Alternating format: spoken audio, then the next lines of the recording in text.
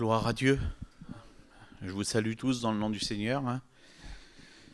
C'est toujours une joie pour moi de venir ici, essayer de porter mon concours à la parole de Dieu. C'est jamais simple, c'est jamais facile. Il y a un petit mois de ça, Mani m'avait appelé et puis j'étais bloqué du dos. C'était compliqué, j'ai pas pu venir.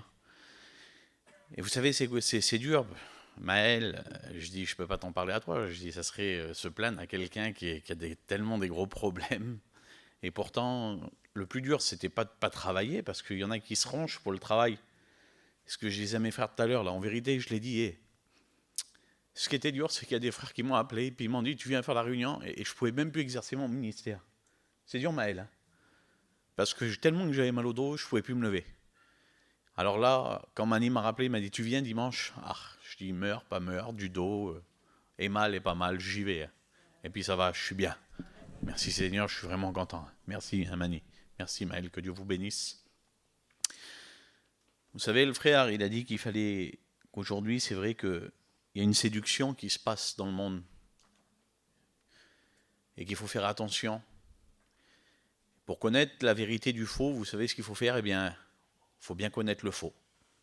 Vous savez, l'histoire du petit billet, là, qu'on reconnaît un vrai d'un faux billet, eh bien, c'est à la force d'étudier aussi le faux, là, qu'ils savent c'est quoi le vrai billet du faux billet. Nous, on ne le reconnaît pas à nos yeux, on ne sait pas c'est quoi un vrai d'un faux.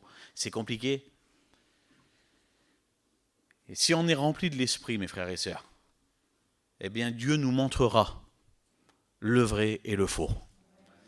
Et c'est ni plus ni moins un peu le thème du message, je le montrais tout à l'heure. Je disais, tiens, regarde, c'est le rôle du Saint-Esprit, eh bien, dans nos vies. Le rôle de l'esprit qu'il a dans nos vies, alors vous savez, on connaît, on le sait. Je pourrais pas moins bien vous en parler, ils vous en parleront mieux que moi. C'est des anciens.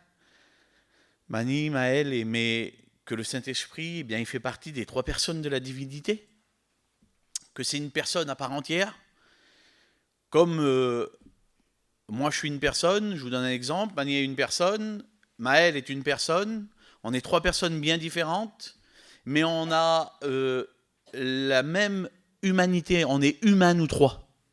Trois personnes différentes, mais trois humains.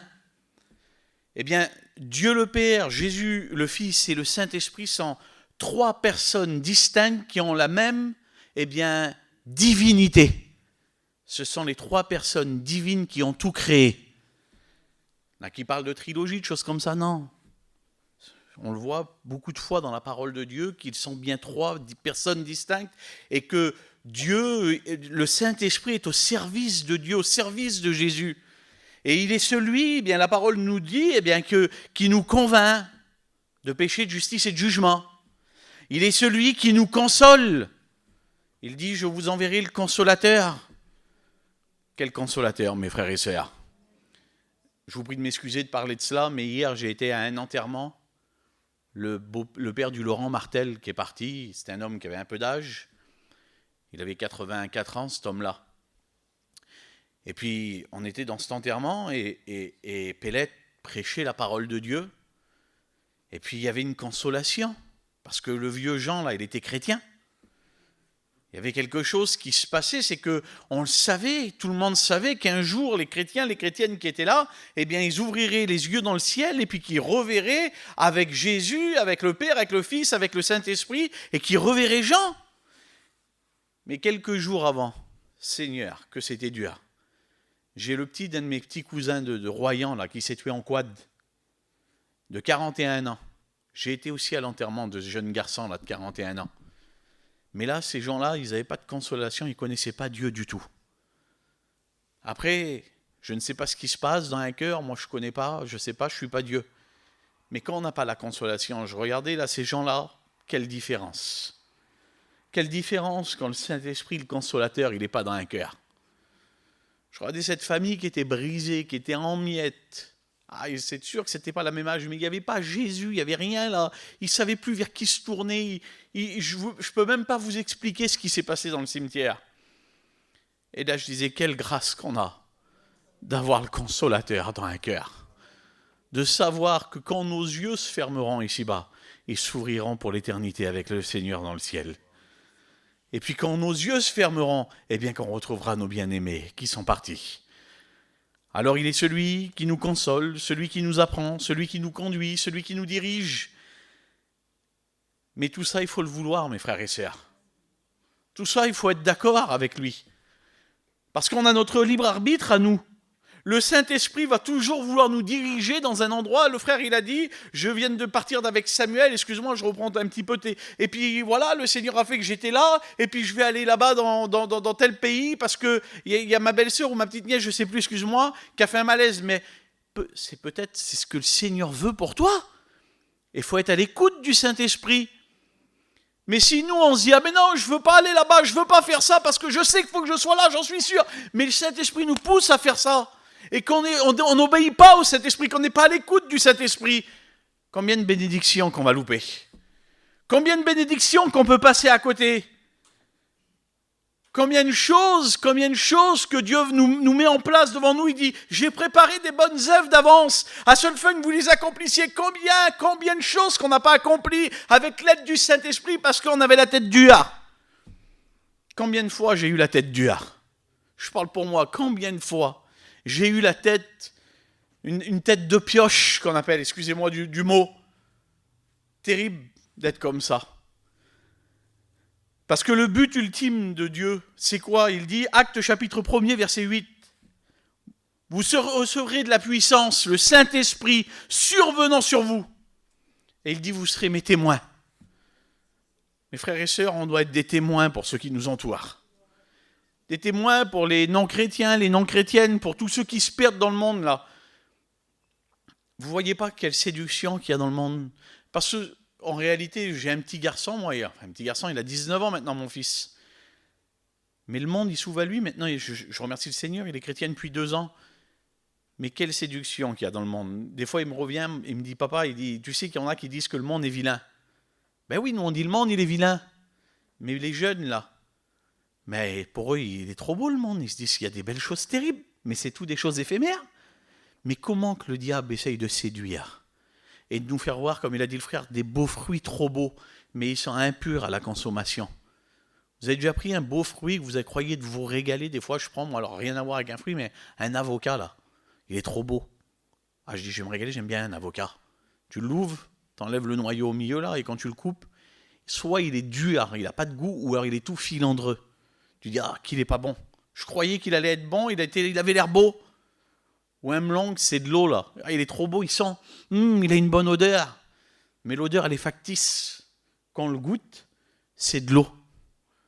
Eh bien, c'est ça que le monde essaye de nous montrer, de nous donner. Les choses factices. Les choses qui semblent avoir de l'odeur. Pourquoi? Eh bien, parce que Jésus revient bientôt. Vous le voyez bien que le Seigneur revient bientôt quand même. On voit avec tout ce qui se passe que le Seigneur revient bientôt, que Jésus est à la porte. On voit avec les informations, on voit en lisant la parole de Dieu surtout, parce que c'est dans la parole qu'on voit tout ça, mais on voit que Jésus revient bientôt. Nous devons être les témoins avec l'aide du Saint-Esprit. Mais c'est ce que je pensais, je regardais cela. Regardez, il dit, Lévitique chapitre 8, verset 12, qu'il y a eu une consécration à un moment donné de Aaron. Et il dit qu'il répandit l'huile sur sa tête, sur la tête d'Aaron, et il le oignit afin d'être sanctifié, d'être saint. Au jour d'aujourd'hui, on voit des fois des moments, et puis on le fait, c'est normal parce qu'on est gêné. On fait l'onction d'huile en prenant un petit peu d'huile sur le doigt, là, et puis on le met sur le front. Mais avant qu'on oignait quelqu'un d'huile, je vous promets que 1 litre comme ça, là, c'était pas assez. Prenez une corne d'huile, là, et il oignit la personne. Et l'huile descendait. La Bible en parle dans le psaume, on le voit. Le psaume 133, qu'elle descend sur la tête d'Aaron, sur sa barbe, sur ses vêtements, jusqu'en bas des vêtements. Il était oint complètement, entièrement. Et c'est ce que nous devons être, mes frères et sœurs. Être oint du Saint-Esprit, c'est pas facile. On n'est pas toujours rempli du Saint-Esprit. C'est vrai qu'on n'est pas toujours rempli, ça serait si facile d'être toujours rempli du Saint-Esprit. Parce que quand on serait toujours rempli du Saint-Esprit, une montagne pourrait se dresser devant nous, on pourrait dire non. Mais des fois, on marche par la foi. Des fois, il me semblerait que Notre prière ne déplace pas le plafond. Mais ce que j'ai l'habitude de dire, c'est qu'un homme, ce qu'il m'a dit un jour, c'est pas que ta prière dépasse le plafond, le plus important. C'est que Jésus, lui, le Saint-Esprit, eh bien, il descend du ciel et il écoute ta prière et il la fait monter. Même que toi, tu crois que le ciel, il est fermé. Non. Le Seigneur, il écoute. Il dit qu'il écoute même le cri des larmes. Une larme, ça ne parle pas, eh bien, lui, il l'entend. Il dit, le mot n'est pas sorti de tes lèvres, qu'il sait déjà ce que tu vas lui demander ou ce que tu vas lui dire. Quel Dieu nous avons, mes frères et sœurs. Quel Dieu nous avons. Jean chapitre 16, verset 13, il dit, quand le consolateur sera venu, l'Esprit de vérité, il dit, il vous conduira dans toute la vérité. C'est lui qui nous conduit dans toute la vérité. C'est lui qui nous mène dans toute la vérité. Et regardez ce que dit le psaume 143, verset 10. Excusez-moi si je cite beaucoup de textes, mais je cite les textes de la parole de Dieu. De toute façon, je ne vais pas parler de moi-même. Il dit, enseigne-moi, David, à faire ta volonté. Voilà ce que dit David. Car tu es mon Dieu, que ton bon esprit me conduise sur la voie droite. Mes frères et sœurs, aujourd'hui, je m'excuse, mais c'est mon assemblée. Je parle comme si c'était chez moi. Moi, je suis un des responsables de Bordeaux, et peu importe, moi, Bordeaux, Langon, Castres, Saint-Jean-d'Illac, Farc-Saint-Hilaire-en-Barès, on est tous l'église de Dieu. Alors, je vous parle comme si c'est chez moi. C'est là où il y a l'esprit, de toute façon, il y a la liberté aussi. Et c'est pas méchant, mais c'est la vérité. Aujourd'hui, on veut un Dieu sauveur, mais on ne veut pas un Dieu Seigneur. On adore un Dieu sauveur. Dieu sauve, Dieu donne, Dieu envoie, Dieu fait. Mais quand Dieu veut être le Seigneur, vous savez ce que c'est le Seigneur? Eh bien, c'est celui qui dirige. Là, c'est plus dur.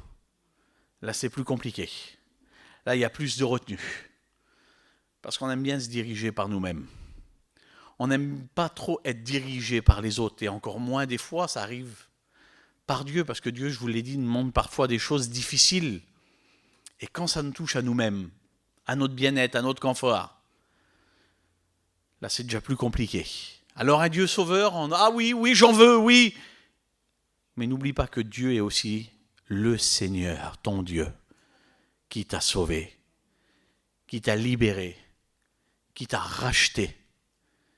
Le Seigneur, ton Dieu, qui a donné, lui, son Fils unique, Jésus à la croix. Alors si lui ne peut pas être notre Seigneur, je ne vois pas qui peut l'être. Je veux lui obéir. Il dit que ton bon esprit me conduise. Le Dieu Seigneur, c'est celui qui est souverain, celui qui dirige, et c'est celui qui conduit par le Saint-Esprit nos vies et notre marche. Alors je rentre dans le message. J'ai marqué ça, c'est pas facile. La barre est bien haute. Et on n'est pas toujours capable. Loin de là. Et je suis loin d'être capable. Mais si des gens le voudraient, si des gens voudraient être comme ça, si des gens voudraient que c'est lui, le Seigneur Jésus, par l'aide du Saint-Esprit, qui nous dirige, ça serait déjà bien. C'est ce que Dieu veut. La prédication, elle est basée sur une seule chose. Eh bien, c'est vouloir accepter. Accepter la volonté de Dieu. Accepter ce que Dieu veut pour nous. Accepter, arrêter de se dire peut-être les pourquoi et les comment, mais qu'est-ce qui se passe, mais qu'est-ce qui m'arrive. Regardez ce que dit la parole de Dieu. J'entre dans le message par le texte de 1 Corinthiens, chapitre 6 et verset 19, pour ceux qui ont la parole de Dieu.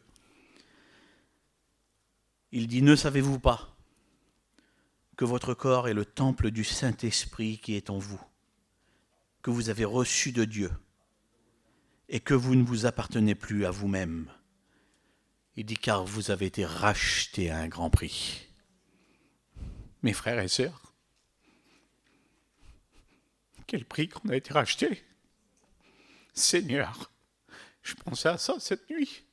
Je me réveillais, je mourais de peur de prêcher. Je mourais de peur. Mais je disais, Seigneur, à quel prix que j'ai été racheté, moi. Tu m'as aimé le premier.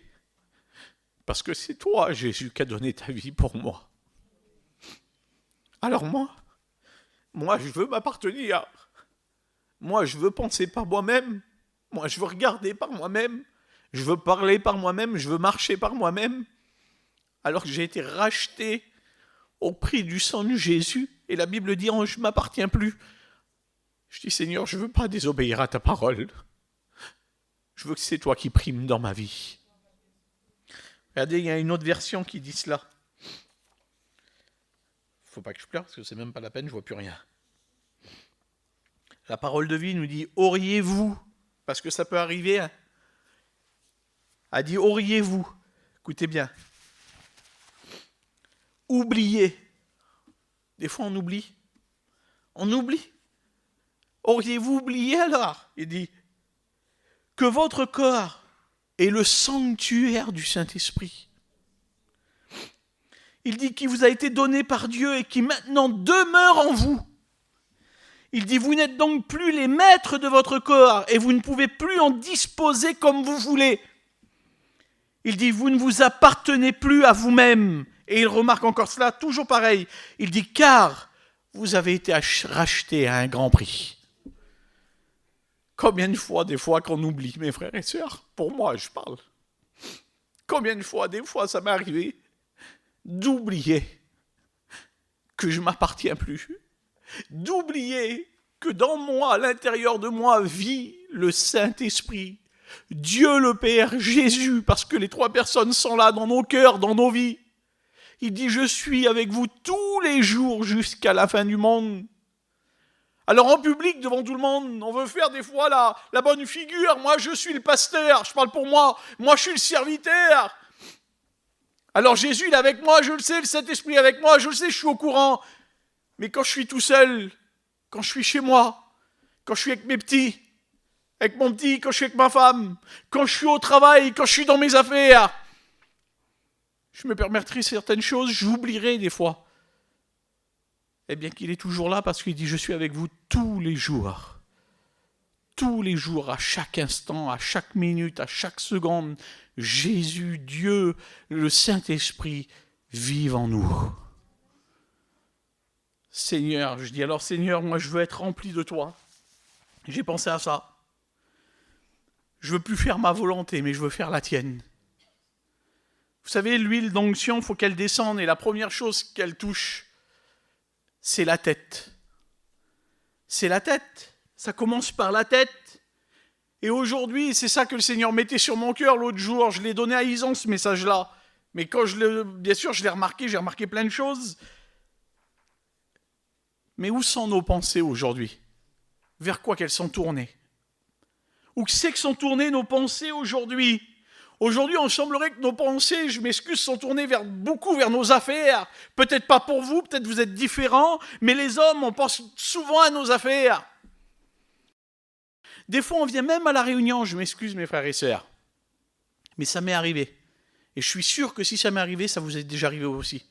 On vient à la réunion, on voit le frère qui parle, qui dit des mots, on entend de temps en temps une parole, mais nos pensées ne sont pas là.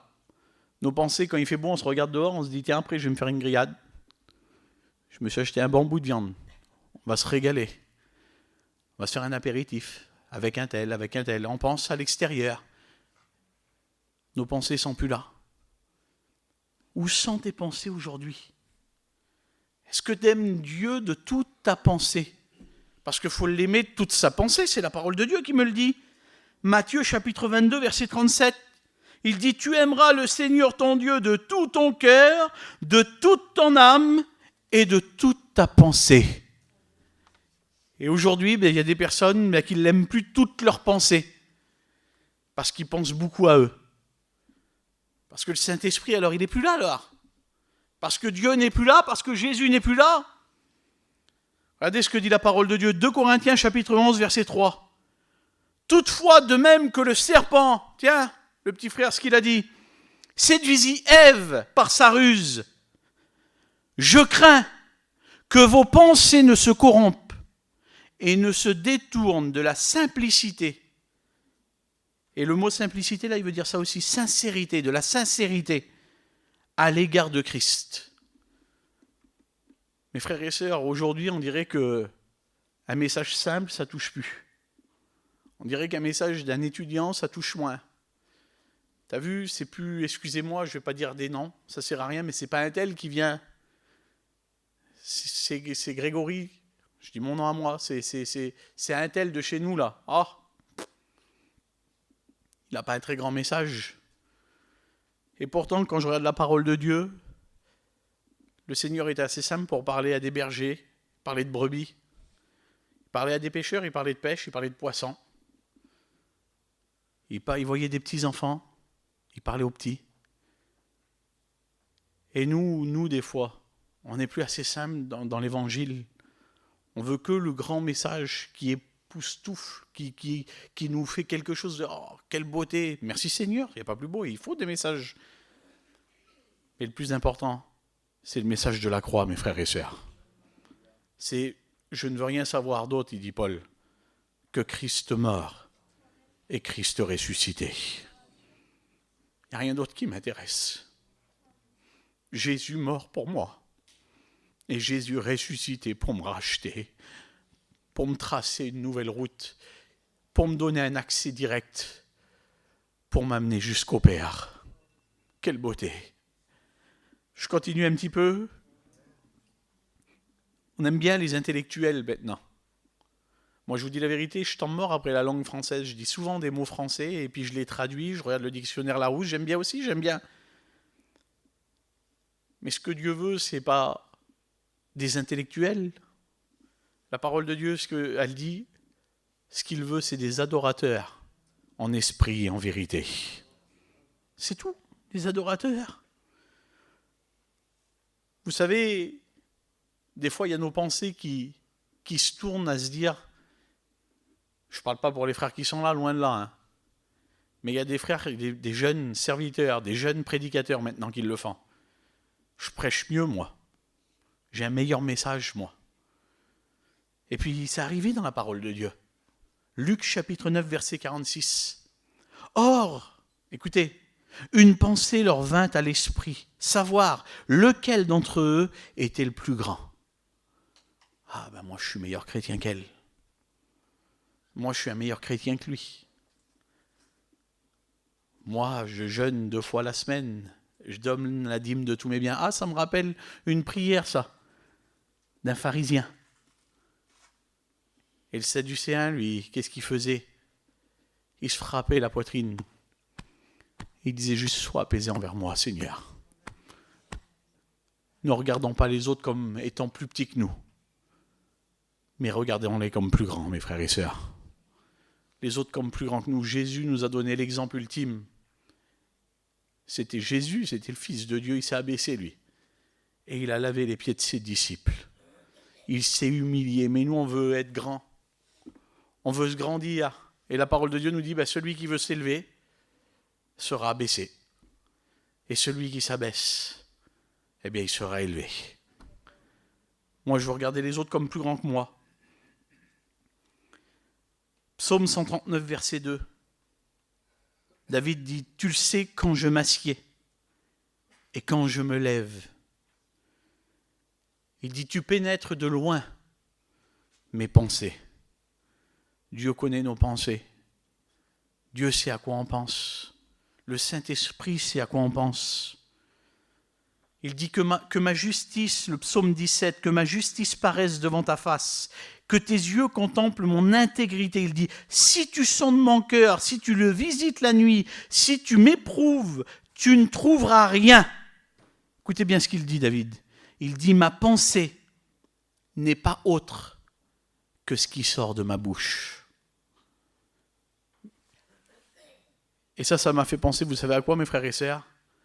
Des fois, quand on est devant les autres, tiens, mon petit frère, tu m'as fait ça et ça. C'est un exemple. Hein. Je te pardonne. Mais la pensée dans la tête, je n'oublierai jamais ce que tu as fait. Ce n'est pas le vrai pardon, ça, mes frères et sœurs. Il faut que notre pensée soit rien d'autre que ce qui sort de notre bouche, de notre cœur. Quoi qu'il t'ait fait, quoi qu'elle t'ait fait, quoi qu'il s'est passé, il faut pardonner. Si tu le dis, je te pardonne, eh bien que dans ton cœur, il n'y ait plus rien. Que dans ton pensée, il n'y ait plus rien. Qu'il y a le véritable pardon. On a encore l'exemple ultime de Jésus qui dit, Père, pardonne-leur, parce qu'ils ne savent pas ce qu'ils font. Il faut regarder le Christ, il faut regarder à ce que le Saint-Esprit nous démontre, vous comprenez ? Mais si le Saint-Esprit n'est pas dans nos cœurs, si le Saint-Esprit n'est pas dans notre tête à ce moment-là, eh bien c'est que du vent. Ça ne sert à rien, je me dépêche un petit peu, je m'excuse si je suis un peu long. Et puis j'ai pensé à l'huile qui descendait et qui arrive au niveau des yeux. Et là, on va encore une fois un peu parler d'Ève. M'a bien introduit dans mon message, en fin de compte, merci Seigneur. Mais Matthieu chapitre 5, verset 29, auparavant, écoutez ce qu'il dit. Il dit, si ton œil est pour toi une occasion de chute, arrache-le. Jette-le loin de toi, car il est plus avantageux pour toi qu'un seul de tes membres périsse et que ton corps tout entier ne soit pas jeté dans la géhenne. La convoitise des yeux, mes frères et sœurs. Ève au jardin, elle vit que l'arbre était bon et beau, agréable à la vue. Combien de convoitises, combien quand il n'y a pas le Saint-Esprit là, qui est là, qui est devant nos yeux, combien de fois notre chair convoite les choses, regarde le monde, regarde l'extérieur, combien de convoitises nous éloignent de Dieu comme au jardin. Qu'est-ce que nos yeux regardent aujourd'hui ? Où est-ce qu'on en est aujourd'hui dans nos regards ? Écoutez, regardez ce que dit Jacques. Jacques, chapitre 1er, verset 13. Il dit que personne, lorsqu'il est tenté, ne dise « Ah, c'est Dieu qui me tente !» Car Dieu ne peut être tenté par le mal, et il ne tente lui-même personne. Mais chacun est tenté et attiré, amorcé par sa propre convoitise. Puis la convoitise, lorsqu'elle a été conçue, enfante le péché, et le péché étant consommé, produit la mort. Ça va tellement vite, mes frères et sœurs. On a des exemples dans la parole de Dieu. On a l'exemple de 2 Samuel, chapitre 11, verset 1er, vous connaissez par cœur, je ne vais pas vous citer le texte tout entier, mais David, ce n'était pas sa place. David, sa place, c'était le moment où les rois, où les hommes de guerre devaient partir en guerre. Lui, sa place, c'était d'être avec ses hommes en guerre. Mais il n'a pas écouté Dieu. Il n'a pas voulu écouter Dieu. Ça y suffisait, ça y est ce qu'il avait fait. C'était suffisant, c'était le roi, c'était celui qui était victorieux. Il avait tué 10 000. Ah, les paquets d'hommes qu'il avait tués, il était devenu roi, ça y est, c'était suffisant. Alors il était un peu fatigué, un peu accablé. Et il dit aux hommes, partez, vous, à la guerre, et puis vous n'avez pas besoin de moi. Et il se promène sur le toit. Vous le savez, vous connaissez. Puis d'un seul coup, il se tourne à un moment donné, et il voit Bathsheba. Et qu'est-ce qu'il fait ? Il convoite. Je m'excuse du mot, je ne veux pas être vulgaire ou quoi que ce soit, mais il convoite, et vous le savez, vous connaissez par cœur la parole de Dieu. Il va même jusqu'à faire mourir un homme. Il fait mourir le mari de Bathsheba pour l'avoir pour femme, vous vous rendez compte ? La convoitise des yeux, jusqu'où elle va ? Et là, le prophète vient lui dire, il lui dit, là, il y avait un homme qui avait un grand troupeau, vous le connaissez ? Il dit, il avait plein de brebis. Et il avait un homme qui avait qu'une brebis, il va, il prend celle-ci pour faire un repas. Il dit, mais qu'est-ce qu'il mérite cet homme-là ? David, il dit, il mérite la mort. Et là, le prophète, il lui dit, cet homme, c'est toi, David. Ça y est, ta convoitise de tes yeux a engendré le péché, et le péché a engendré la mort. Tu vas mourir. Et là, David ne sait plus où il va. Il ne sait plus comment faire, vous avez vu, il se lamente, le psaume 50, il se lamente. Il dit, mes os se consumaient à l'intérieur de moi, il dit, purifie-moi avec l'hysope. Il ne sait plus comment faire, il dit, je veux racheter, redonne-moi la joie de mon salut. Il ne sait plus, il demande à Dieu. Heureusement que Dieu est bon. Heureusement que Dieu est bon. Parce que quand on demande réellement avec un cœur sincère, qu'on s'humilie devant lui, eh bien Dieu rétablit, Dieu bénit. Mais ça va tellement loin, la convoitise des yeux, quand le Saint-Esprit n'est plus à la place là. Il y a un autre homme aussi dans la parole de Dieu, C'est Démas. Démas, lui, il n'a pas convoité, excusez-moi, une femme, il a convoité le monde. Et combien qu'il y en a qui convoitent le monde? Combien qu'il y en a qui sortent de nos assemblées parce qu'ils se disent « Ah bah dehors, il y a quelque chose de mieux. Ah bah dehors, il y a quelque chose de plus beau. Ah bah dehors, il y a quelque chose de meilleur. » Démas, il est avec l'apôtre Paul. Démas, il voit les miracles. Démas, peut-être qu'il fait à travers ses mains des miracles. Je ne sais pas, c'est pas écrit, mais je pense qu'il travaille avec Paul. Et puis c'est un homme de Dieu, Démas. C'est pas n'importe qui, mais il arrive dans une ville, dans des villes extraordinaires. Il arrive dans une ville, je ne me rappelle plus du nom de la ville, mais je sais qu'il y a des colonnes, que c'est une des plus grandes villes de l'époque. Et là, il voit cette ville. Il voit tout ce qui s'y passe. Il voit les trafics, il voit les ventes, il voit les achats, il voit la beauté de la ville. Eh bien, qu'est-ce qu'il fait? Qu'est-ce qu'il dit, Paul? Il dit, Paul, Démas m'a abandonné par amour pour le siècle présent. Combien, par la convoitise des yeux, abandonnent Dieu par amour pour le siècle présent? C'est ça qu'on n'est pas conduit par le Saint-Esprit, mes frères et sœurs. On croit que ça peut arriver qu'aux autres. On se dit, mais ça arrive qu'aux autres, ça ne peut pas m'arriver à moi. Mais je m'excuse, je vous prie de m'excuser. Mais on n'est pas des surhumains. Si c'est arrivé à des hommes de Dieu comme ça, comme dans la Bible, je suis loin d'être Démas. Très loin. Très, très, très, très loin. Je suis loin d'être David au moment de sa vie, là. Très, très, très, très loin. Si c'est arrivé à des hommes comme ça peut m'arriver si je ne fais pas attention. Faisons attention. Prenons garde, mes frères et sœurs. Que le Saint-Esprit soit toujours à l'œuvre dans nos cœurs. N'éteignons pas le Saint-Esprit.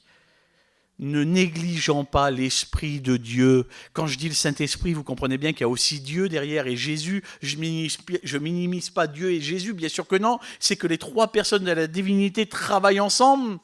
Mais il dit, vous serez conduits par l'Esprit. Mais quand le Saint-Esprit ouvre nos yeux, regardez, Luc chapitre 9, verset 28, c'est au moment de la transfiguration. Que c'est beau quand le Saint-Esprit nous tient éveillés, nous tient sur la brèche. Ou est-ce qu'on veut toujours regarder, être à l'affût, être dirigé par l'Esprit? Il dit, s'étant tenu éveillé, il vit la gloire de Dieu. Ils ont vu la gloire de Jésus à ce moment-là. Et nous, c'est quoi notre but? C'est quoi ton but? Moi, mon but, eh bien, c'est qu'un jour, mes yeux vois la gloire de Dieu dans le ciel de gloire. C'est pas ça ton but? Je ne vais pas te faire de piège, tu peux dire amen, tu as le droit. Tu es autorisé, puis ça m'encourage. Vous savez, j'ai pensé que l'huile descendait, les yeux, je me dépêche, les oreilles, je ne vais pas tout faire, hein, comprenez bien. Et au jour d'aujourd'hui, dans nos églises, je parle en généralité, peut-être pas ici, mais je le dis, il y a beaucoup de religiosité, plein de religiosité. On entend, mais on n'écoute plus. Entendre, j'ai lu, je vous le dis, vous voyez, j'aime bien la langue française, c'est percevoir un son. On perçoit un son.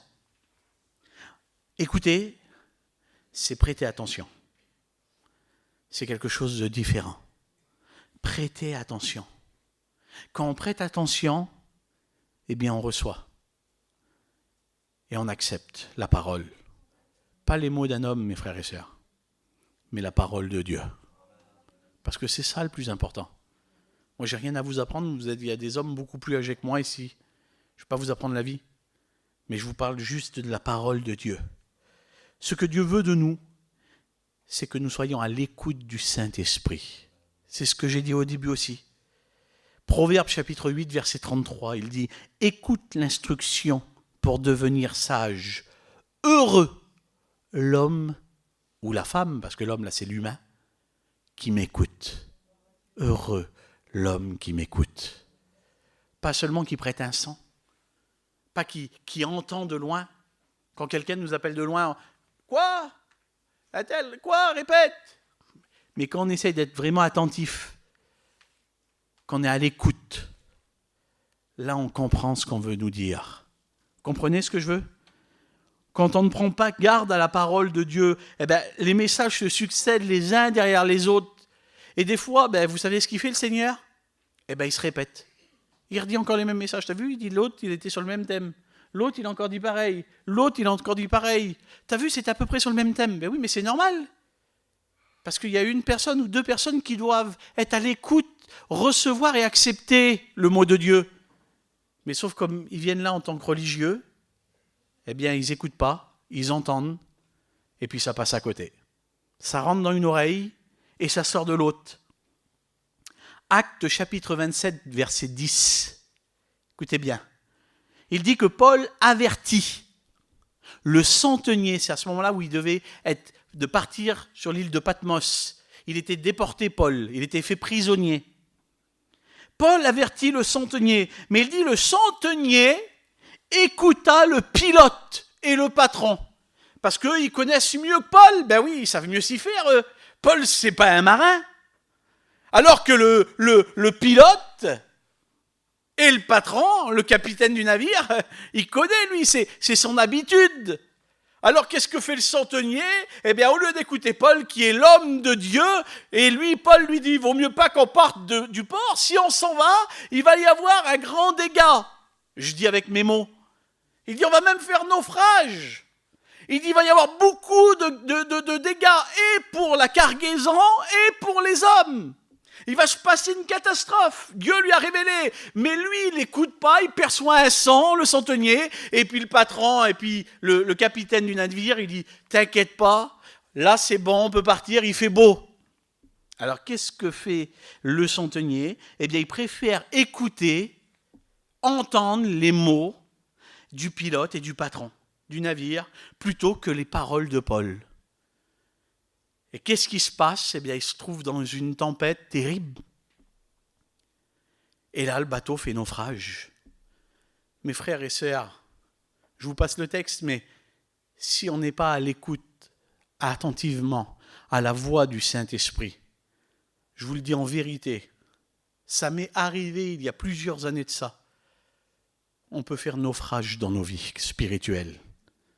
On peut faire naufrage dans nos vies spirituelles. Ça arrive. Je pensais à Jonas qui n'a pas voulu écouter. Là, j'y pense maintenant, Jonas. Va à Ninive, crie contre elle. Et au lieu d'aller à Ninive, là, il veut partir à Tarsis. À près de 1800 ou 2000 kilomètres de là, il veut s'en aller, lui, il veut se sauver. Ils le prennent, il dit, c'est moi qui va vous faire, tout le monde va périr, c'est à cause de moi après. Et il le jette par-dessus bord. Alors c'est un type de Christ, on ne va pas rentrer dans tous les détails. Mais mes frères et sœurs, soyons à l'écoute du Saint-Esprit, s'il vous plaît. Faisons attention. Regardez ce que dit Jérémie, chapitre 7, verset 28. Alors, il dit, dis-leur, c'est ici la nation qui n'écoute pas la voix de l'Éternel et qui ne veut pas recevoir les instructions. Combien de fois qu'on n'a peut-être pas écouté la voix de l'Éternel pour recevoir ses instructions ? Combien de fois qu'on est passé à côté ? Jérémie chapitre 7 verset 34, il dit « Je ferai cesser dans les villes de Juda et les rues de Jérusalem les cris de réjouissance et les cris d'allégresse. » C'est grave, mais pourtant, qu'est-ce qu'on a, mes frères et sœurs ? Je m'excuse. Voilà. L'autre jour, quand j'étais je reparle de ça au cimetière, j'ai écouté le curé qui est venu parler là. Et puis le curé, qu'est-ce qu'il a fait, lui ? Il a mis directement un purgatoire, mon bon Maël. Le curé, il était là devant, et puis, vous savez, maintenant, il a une possibilité d'être acheté, il va passer dans le purgatoire. Une chose terrible. Ils disent tout et n'importe quoi, mais mes frères et sœurs, on a un Dieu de justice. Il juge avec équité. Avec droiture. Il n'y a pas d'iniquité en lui, il n'y a pas de péché en lui, il n'y a aucun péché en lui. Son trône est équité. Il est capable de faire cesser les réjouissances, c'est-à-dire il est capable de dire maintenant, tu vas passer par un moment de désert. Pourquoi ? Parce que tu ne veux pas m'écouter. Il est capable de le faire.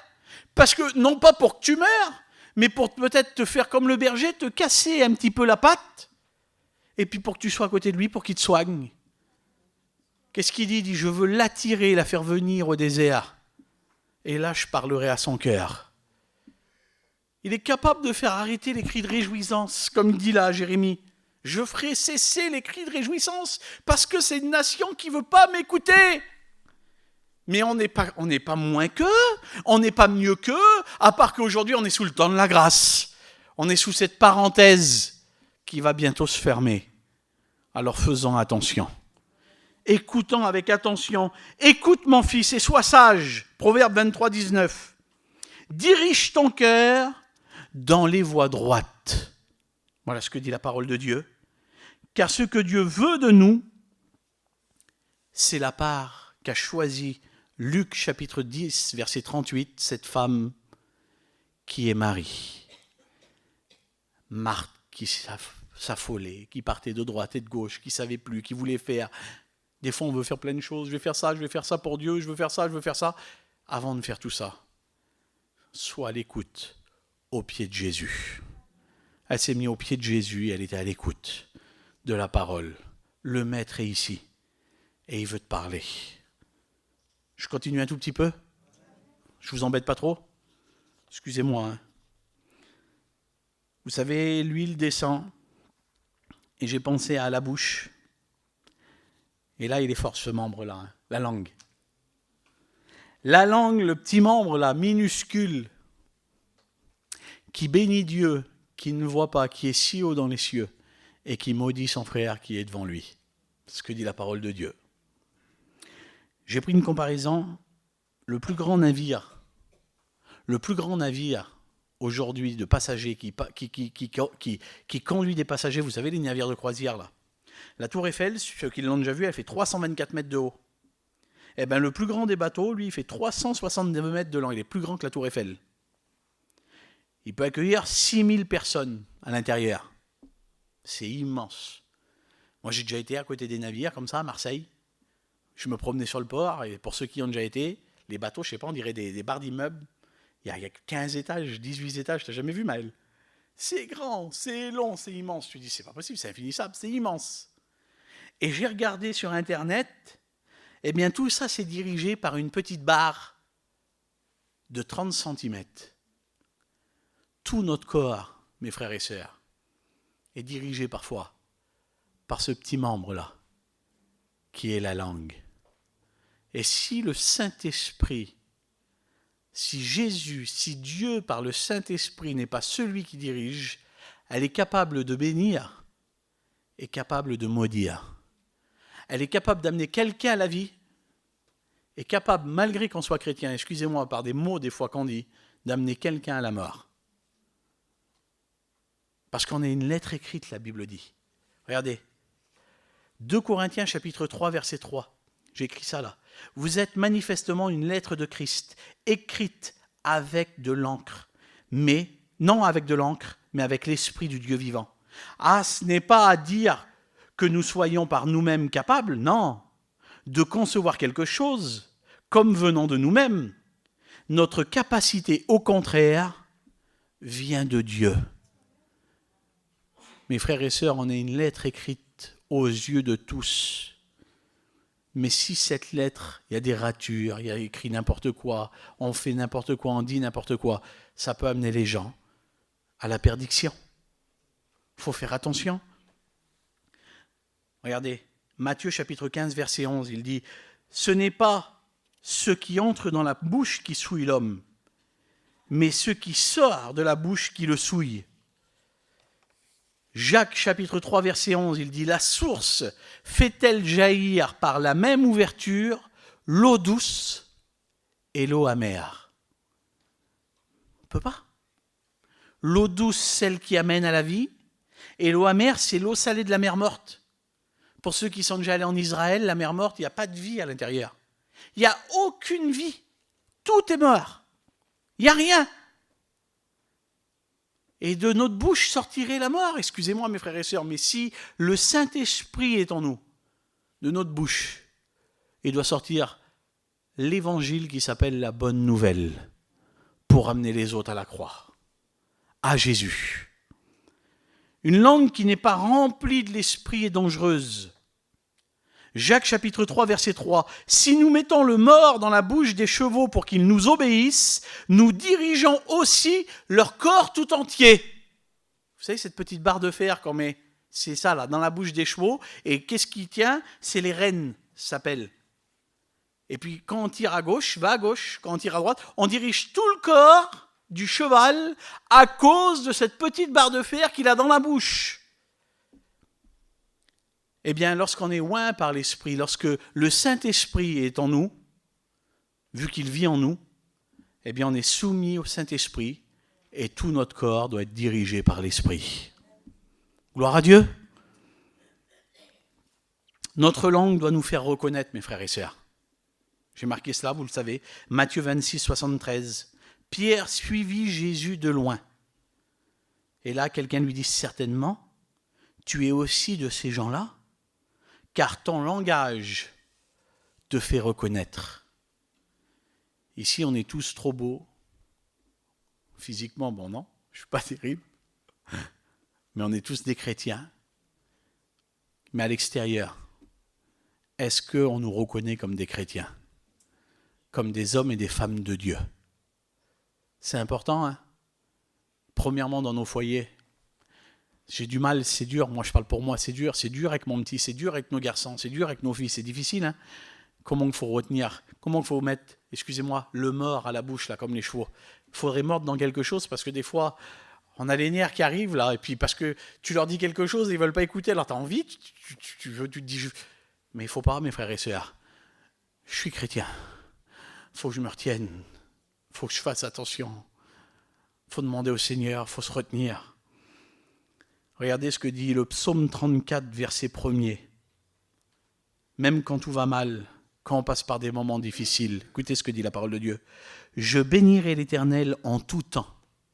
Il dit, sa louange sera toujours dans ma bouche. » Des fois, on passe par des moments durs, mes frères et sœurs. Des fois, on ne comprend pas des choses. Il y a 2 ans de ça, vous savez, je l'ai déjà dit ici, j'ai perdu mon petit cousin de 36 ans et mon oncle, son père en même temps. Ils se sont fait tuer par un garçon qui est venu avec un revolver, ils leur ont tiré dessus. Il est venu, le garçon, il était rempli de drogue. C'était son beau-frère à mon cousin, son beau-frère. Et il a toujours voulu se battre avec, ce garçon-là. Il voulait se battre avec à tout prix, avec mon petit cousin. Et là, il savait droguer, il avait pris de la cocaïne. Et il avait la main derrière le dos, là. Et mon cousin, il disait, enlève ta main derrière le dos, arrête, enlève ta main. Il y avait ma mère. Ma mère qui était malade, elle était à Paris, elle était chez sa sœur.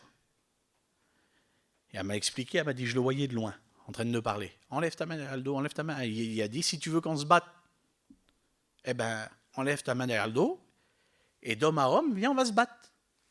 Et là, il y a mon oncle qui est arrivé en courant, le père de mon cousin.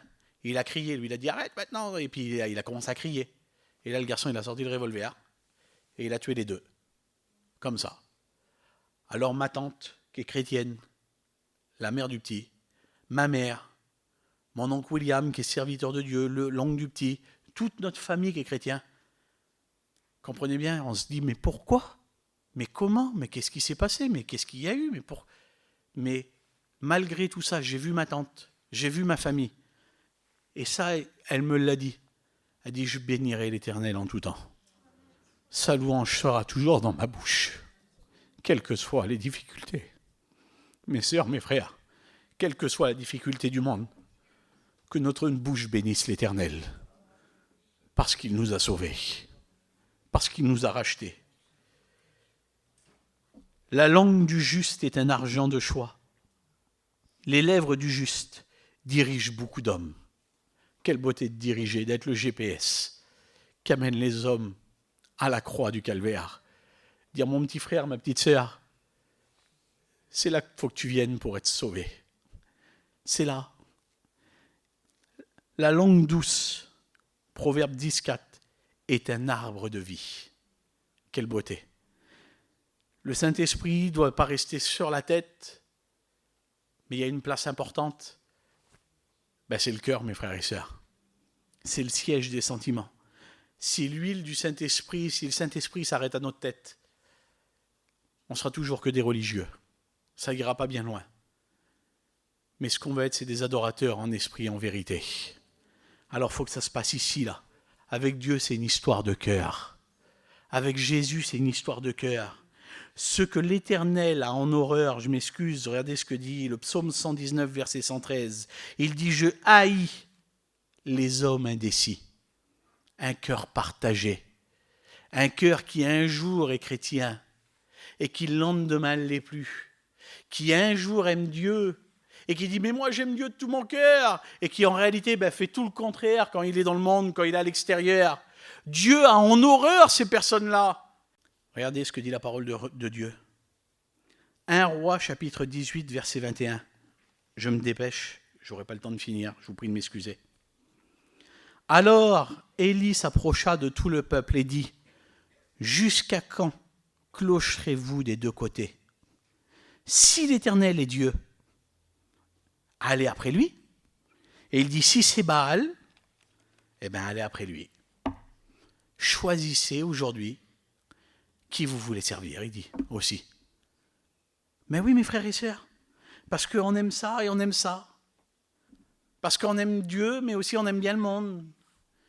Parce que, excusez-moi, je le fais à la gitane, un peu de cantique et un peu de flamenco.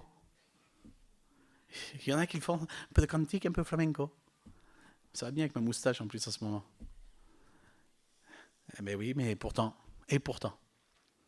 Il y a un de mes cousins, il m'appelle là l'autre jour, et il me dit, tu te rends compte, je reparle de ce petit qui est parti là, qui n'est pas chrétien, mais mon cousin est chrétien. Hein.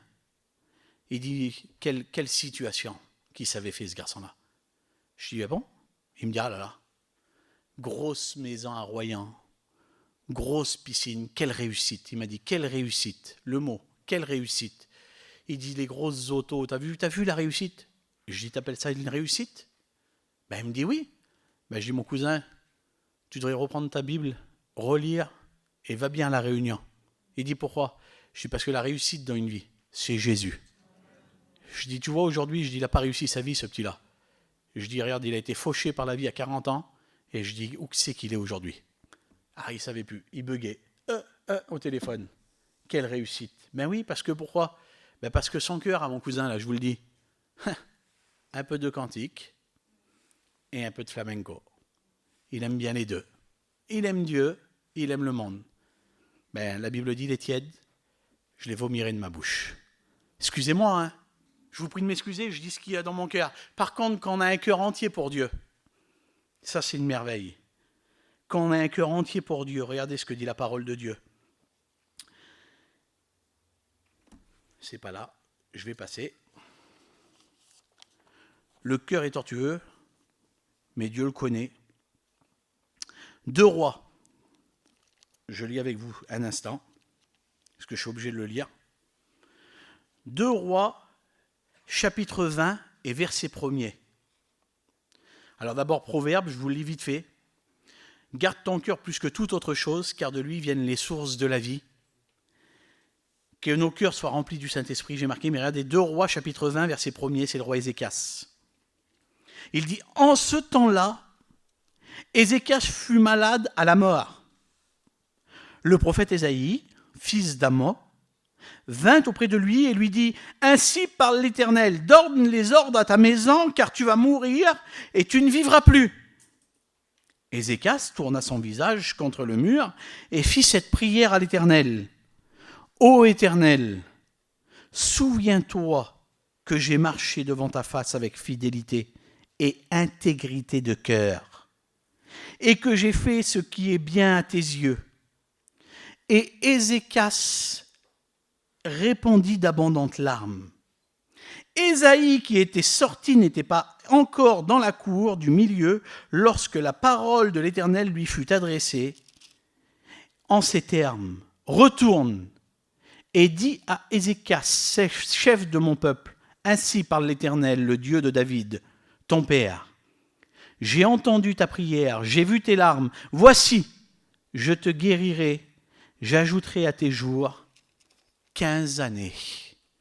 Mes frères et sœurs, ce que je veux vous dire par là, c'est que quand notre cœur est entièrement pour Dieu, on peut demander des choses qui nous semblent impossibles. Eh bien, Dieu est capable de les réaliser. Un mot de Dieu, et tout peut changer. Je pensais à ça dans l'auto en venant là. J'ai plein de ma famille qui n'est pas chrétien encore et je sais que le Seigneur revient. Et je disais, et des fois je me décourage et je dis, Seigneur, ils ne seront jamais chrétiens, mes petits cousins. Seigneur, c'est pas possible, ils sont trop dans le monde. Seigneur, ils sont trop loin. Seigneur, ils sont trop dans les affaires. Seigneur, ils sont trop pris. Et là, j'ai lu ça l'autre jour. Mais quand notre cœur est entièrement pour Dieu, eh bien, quand on demande quelque chose à Dieu, il est rempli de compassion. Et c'est le chef de toute chose. Un mot de Dieu. Et tout peut changer. Tout peut être bouleversé. Je termine vite fait. L'huile descend jusqu'aux genoux. Signe de prière. Et Dieu a dit, par rapport au signe de la fin des temps, et je voudrais le dire par rapport à la prière de Maël, du début de la réunion, Luc chapitre 21, verset 36, il dit « Veillez donc et priez en tout temps, afin que vous ayez la force d'échapper à toutes ces choses qui arriveront, et de paraître debout devant le Fils de l'homme. » Mes frères et sœurs, l'importance de la prière, de se mettre à genoux, de passer des moments, parce que les temps qui arrivent sont des temps difficiles. Ne croyez pas que ça va être de mieux en mieux. Non, on vit dans le monde. Et le prince de ce monde, c'est le diable. Et le diable, lui, il a fait une promesse, il s'est juré une chose. Eh bien, c'est que personne n'arrive au salut. Il veut que tout le monde périsse. Mais la volonté de Dieu, lui, c'est que tous soient sauvés. Gloire à Dieu. Nous y sommes à la fin des temps. Éphésiens chapitre 6, verset 18, il dit « Faites en tout temps, par l'Esprit, toutes sortes de prières et de supplications. Veillez à cela avec une entière persévérance. » Persévérez aujourd'hui dans la prière, mes frères et sœurs. Persévérons dans la prière. Et l'huile descend jusqu'aux pieds. J'avais plein d'autres choses à dire, mais j'arrête là. J'aurais compris un peu. Eh bien, les pieds, c'est ce qui représente notre marche chrétienne, notre zèle, notre travail pour Dieu. Vous savez, aujourd'hui, je ne suis pas un vieux serviteur, moi. Ça fait 14 ans que je prêche l'Évangile. Je suis tout jeune. Mais je pense que les frères plus anciens qui sont là, ils l'ont vu. On a beaucoup de jeunes, aujourd'hui, qui veulent mettre la charrue avant les bœufs, qui veulent être vite remplis du Saint-Esprit au niveau des pieds, sans que ça passe ni par la tête, ni par les yeux, ni par les oreilles, ni par la bouche, et ni par le cœur, et encore moins par les genoux. C'est-à-dire qu'il y a beaucoup de personnes qui veulent faire beaucoup de choses extérieures, beaucoup de choses à voir, ce qui se voit vite, il faut être zélé, il faut faire ci, il faut faire ça. Mais avant de travailler à l'extérieur avec tes pieds là, mets-toi à genoux et prie le Seigneur. Tu vas savoir ce que Dieu veut. Parce que des fois, on fait beaucoup de choses que Dieu ne veut pas. C'est pas mal, c'est bien, fais-les. Mais c'est peut-être pas ce que Dieu t'a demandé. Et puis les pieds, bien, ça représente aussi, j'ai marqué ça, pour nous notre travail, mais notre témoignage aussi. Parce que c'est se laver les pieds, notre sanctification de tous les jours. Mes frères, mes sœurs, que notre robe reste blanche. Soyons saints. Parce que Dieu viendra chercher une épouse. Je m'excuse, mais vous le savez. Pas une fiancée impure, mais une fiancée sainte qui lui appartient entièrement. C'est ce que Dieu veut, plus que tout. Et je vous lis la fin, et ça y est, je termine. Ma lettre. Excusez-moi si j'ai été un peu long. Ésaïe chapitre 44 et verset 1er. Il dit « Écoute maintenant, ô Jacob, mon serviteur, ô Israël que j'ai choisi, mais à nous aussi il nous a choisis. Ainsi parle l'Éternel qui t'a fait et qui t'a formé dès ta naissance. Dieu t'a choisi. Celui qui est ton soutien, ne crains rien, mon serviteur, mon Israël que j'ai choisi, car je répandrai des eaux sur le sol altéré. » Toi, tu crois que ça ne poussera pas. Mais le Seigneur va mettre de l'eau là maintenant sur ta vie. Écoute bien. Des ruisseaux sur la terre desséchée. Je répandrai mon esprit sur ta race et ma bénédiction sur tes rejetons. Ils pousseront comme au milieu de l'herbe, comme les sols près des courants d'eau. Celui-ci dira, Je suis à l'Éternel. Bientôt, nos familles, mes frères et sœurs, si on marche selon l'Esprit, dira, j'ai compris maintenant. Je suis à l'Éternel. Je veux être chrétien. Laisse faire Dieu avec l'aide du Saint-Esprit. Suis-le, quoi qu'il en coûte, mon frère, ma sœur, et il bénira ta vie. On prie le Seigneur. Seigneur, merci pour ta grâce, ô Éternel, mon Dieu.